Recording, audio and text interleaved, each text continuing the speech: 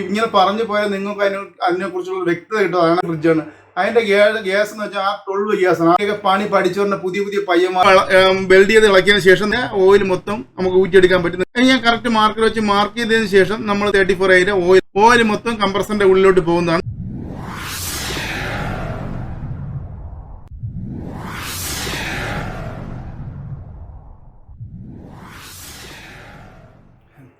Hi hello, എല്ലാവർക്കും പുതിയൊരു വീഡിയോയിലേക്ക് ഹാർദമായ സ്വാഗതം.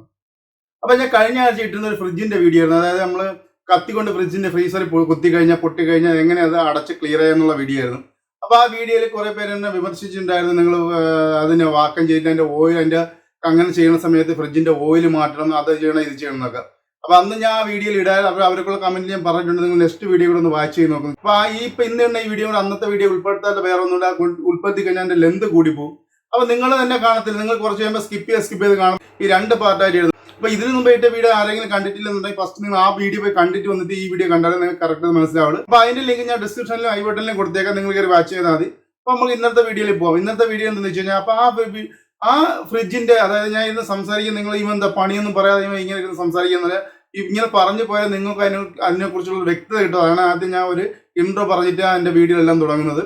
അപ്പം നിങ്ങൾക്ക് അതിനൊരു വ്യക്തത കിട്ടാൻ വേണ്ടിയാണ്. അപ്പം കഴിഞ്ഞ ആഴ്ച വീഡിയോ എന്ന് വെച്ചാൽ അതൊരു പഴയ മോഡൽ, അതായത് വളരെ പഴയ ഒരു ഫ്രിഡ്ജാണ്. അതിൻ്റെ ഗ്യാസ് എന്ന് വെച്ചാൽ R12 ഗ്യാസാണ്, R12 ഗ്യാസ്. ആ ഗ്യാസ് ഇപ്പം ഞാൻ നിൽക്കുന്ന ബഹറിലായാലും അതിനൊക്കെ നമ്മുടെ നാട്ടിൽ ഇന്ത്യയിലൊക്കെ നിരോധിച്ച ഗ്യാസാണ്. അത് നമുക്ക് കിട്ടത്തില്ല. നമ്മൾ എവിടെ പോയി ചോദിച്ചാൽ നമുക്ക് ആ ഗ്യാസ് കിട്ടുന്നത്. ഞാൻ ഇവിടെ ബഹറിൽ ഇനി കിട്ടുമെന്നുള്ള അറിയാൻ പറ്റും. പക്ഷേ ഞാൻ ഇവിടെ ബഹറിൽ ചോദിച്ചു, ബഹറിൽ ആ ഗ്യാസ് ഇല്ല, ഇനി കിട്ടത്തില്ലെന്നാണ് അവർ പറഞ്ഞത്. അപ്പോൾ ഞാനപ്പം നെറ്റിൽ അതിനൊക്കെ ഗൂഗിളിലേക്ക് സെർച്ച് ചെയ്ത് പോയപ്പോൾ ഇന്ത്യയിൽ ഈ ഗ്യാസൊക്കെ നിർത്തിയ ഗ്യാസാണ്. ഇന്ത്യ നിർത്തിയിട്ട് വർഷങ്ങൾക്ക് മുമ്പ് ഈ ഇന്ത്യയിൽ ഈ ഗ്യാസ് നിർത്തി.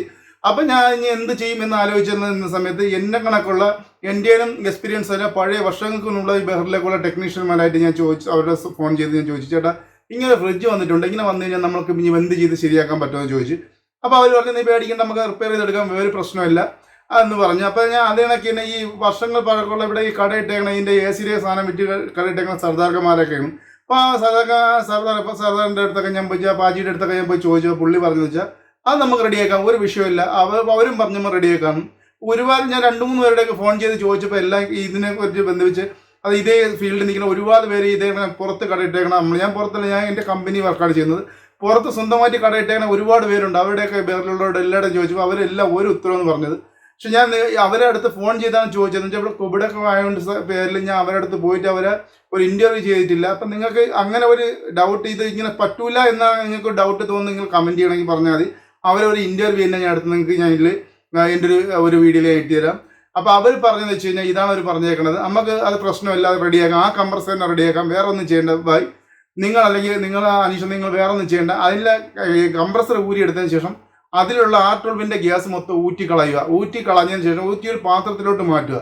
ആ ഊറ്റിയൊരു പാത്രത്തിലോട്ട് മാറ്റിയതിന് ശേഷം നിങ്ങളത് മാർക്ക് ചെയ്യുക, എത്ര ഓയിൽ അതിൽ എത്ര ഓയിൽ ഉണ്ടെന്നുള്ള മാർക്ക് ചെയ്യുക. മാർക്ക് ചെയ്തതിന് ശേഷം അപ്പോൾ ഇനി നമ്മൾ അടിക്കാൻ പോകുന്ന 134 ഗ്യാസ് ആണെങ്കിൽ 134 ഓയിൽ മേടിക്കുക. അല്ലെങ്കിൽ ഓയിൽ മേടിക്കുമ്പോൾ മാർക്കറ്റ് കിട്ടും, നമുക്ക് ഇന്ത്യയിലും കിട്ടും, ഇവിടെ ബഹറിലും കിട്ടും. അത് എല്ലാ കട, അതായത് AC പേപ്പർ സാധനം കിട്ടുന്ന എല്ലാ കടയിലും കിട്ടും. അതിൻ്റെ ഓയിൽ മേടിക്കാൻ കിട്ടും. ഫസ്റ്റ് നിങ്ങൾ അതിൻ്റെ ഓയിൽ മേടിക്കുക.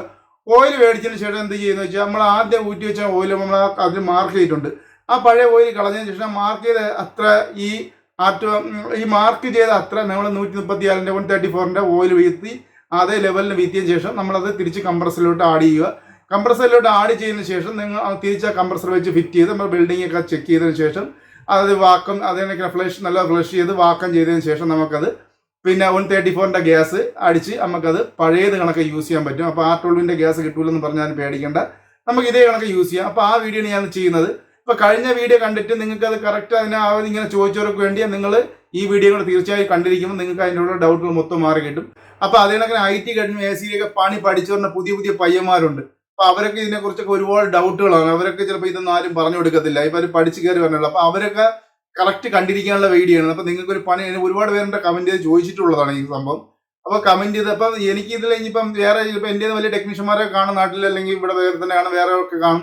അപ്പോൾ അവർ ചിലപ്പോൾ ഈ വീഡിയോ എടുത്ത് കണ്ടിട്ട് അവർ പറയും, നിങ്ങൾ കാണിക്കുന്ന പൊട്ട മണ്ടത്തരമാണ്, ഇങ്ങനെ ചെയ്യാൻ പാടില്ല, ചെയ്ത് തന്നെ കംപ്രസർ 1 മാസം കൊണ്ട് നിൽക്കും, അല്ലെങ്കിൽ 6 മാസം കൊണ്ട് നിൽക്കും എന്നൊക്കെ അവർ പറയാം. പക്ഷേ അതിനെ കണക്ക് എൻ്റെ ഒരു ഒപ്പീനിയൻ അല്ല. നമ്മളിപ്പോൾ ബേറിലുള്ള ഒരുപാട് ഈ AC ടെക്നീഷ്യന്മാരുടെ ഒപ്പീനിയൻ അതേ കണക്കിന് എൻ്റെ പേപ്പേഴ്സ് കടയിൽ ചെയ്യുന്ന അവരെ കുറെ ഒപ്പീനിയൻ എടുത്തിട്ട് ഉറപ്പുണ്ടായിട്ട് അവർ കറക്റ്റ് വർക്കാവും ഉറപ്പും കൂടെ എനിക്ക് പറഞ്ഞിട്ടാണ് ഞാൻ ഇത് ചെയ്ത് നോക്കിയത്. ഞാൻ ചെയ്തപ്പോൾ എനിക്ക് വേറെ പ്രശ്നം, പഴയ കണക്ക് അതേ കൂളിങ്ങിൽ കംപ്രസറിന് ഒരു സൗണ്ട് വ്യത്യാസം പോലും ഇല്ല, നല്ല സൈലന്റ് ആയിട്ട് കംപ്രസർ വർക്ക് ആവുന്നുണ്ട്.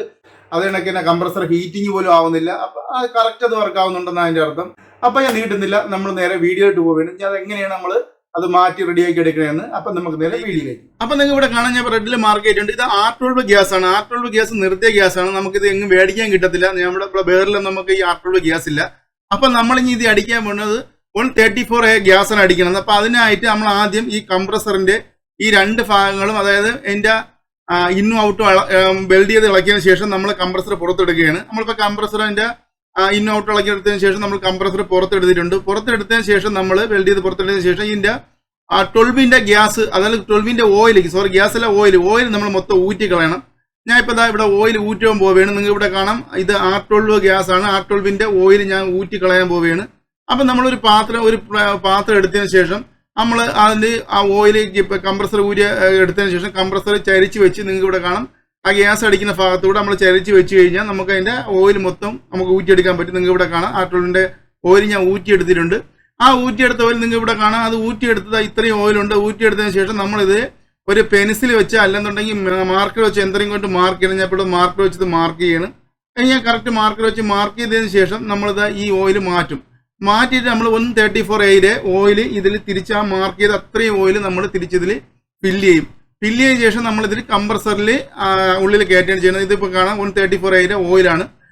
നമ്മൾ 135 ഓയിൽ എടുത്തിട്ടുണ്ട്. ഓയിൽ എടുത്തതിന് ശേഷം നമ്മളിത് അവിടെ ഈ കംപ്രസറിൽ ഇതേ കണക്കൊരു പൈപ്പ്, അതായത് ഉള്ളിലോട്ട് സക്ക് ചെയ്യുന്ന ഭാഗത്തൊരു പൈപ്പ് വെച്ചിട്ടുണ്ട്. പൈപ്പ് വെച്ചതിന് ശേഷം നമ്മൾ ഈ ഓയിൽ പൊട്ടിച്ച് നമ്മൾ എത്രയാണ് നമ്മൾ അതിലത് മാർക്ക് ചെയ്തേക്കണം അത്ര മാത്രം, കൂടുതൽ നിങ്ങൾ വീത്തെടുത്ത് എത്ര നമ്മൾ അതിലുണ്ടാ, നിങ്ങൾക്ക് ഇവിടെ കാണാൻ ഞാൻ മാർക്ക് ചെയ്ത അത്ര മാത്രം ഞാൻ ഓയിൽ എടുത്തിട്ടുണ്ട്. ആ മാർക്ക് ചെയ്ത അത്രയും ഓയിൽ എടുത്തിട്ടുണ്ട്. ഓയിൽ എടുത്തതിന് ശേഷം നമ്മളിത് കംപ്രസറിന്റെ ആ സക്ക് ചെയ്യുന്ന ഭാഗത്ത് ആ പൈപ്പ്, നമ്മൾ ചെറിയൊരു പൈപ്പ് ഇട്ടിട്ടുണ്ട്. ആ പൈപ്പിൽ വെച്ച് അകത്തിട്ടാണ്. അതിന്റെ ഓപ്പോസിറ്റ് സൈഡുള്ള രണ്ട് പൈപ്പ് നിങ്ങൾ പൊത്തി പിടിച്ച് വെച്ചതിന് ശേഷം കംപ്രസറിന്റെ പവർ നിങ്ങൾ ഓൺ ആക്കണം. നിങ്ങൾ ആ ഓസുള്ള ആ സക്ക് ചെയ്ത് അകത്തോട്ട് വലിക്കുന്ന പൈപ്പിൽ നിങ്ങൾ ഈ ഓയിലിന്റെ ആ ഓസ് വെച്ച് കഴിഞ്ഞാൽ നിങ്ങൾക്ക് ഇതേ കണക്ക് കാണാം, ഓയിൽ മൊത്തം കംപ്രസറിന്റെ ഉള്ളിലോട്ട് പോകുന്നതാണ്. ഇപ്പോൾ ഓയിൽ മൊത്തം കംപ്രസറിന്റെ ഉള്ളിൽ പോയിട്ടുണ്ട്. അതിനുശേഷം ഞാൻ കംപ്രസർ ഓഫ് ചെയ്തിട്ടുണ്ട്. ഓഫ് ചെയ്തതിന് ശേഷം നിങ്ങൾക്ക് ഇവിടെ കാണാം, നമ്മൾ വീത്തി വെച്ച ടിന്നെല്ലാം empty ആയി, ഓയിൽ മൊത്തം കംപ്രസറിന്റെ അകത്ത് പോയിട്ടുണ്ട്. ഇനി നമ്മൾ കംപ്രസർ തിരിച്ച് ഇതിൻ്റെ അകത്ത് വെച്ച് സെറ്റ് ചെയ്തതിന് ശേഷം നമുക്ക് അതിന്റെ ഇൻപുട്ടും ഔട്ട്പുട്ടും വെൽഡ് ചെയ്ത് വെക്കേണ്ടതാണ്. ഇപ്പം ഞാൻ ഇതിന്റെ കംപ്രസർ തിരിച്ച് സെറ്റ് ചെയ്തിട്ടുണ്ട്. സെറ്റ് ചെയ്തതിന് ശേഷം അതിന്റെ ഇന്നും ഔട്ടും ഞാൻ വെൽഡ് ചെയ്യാൻ പോവുകയാണ്. ഇപ്പം നമ്മൾ ഇന്നും ഔട്ട് എടുത്ത് നല്ല രീതിക്ക് ഇപ്പോൾ വെൽഡ് ചെയ്ത്, ലീക്കൊന്നും ഇല്ലാത്ത രീതി കോപ്പർ വെൽഡ് ചെയ്ത് അത് റെഡിയാക്കുന്നതാണ്.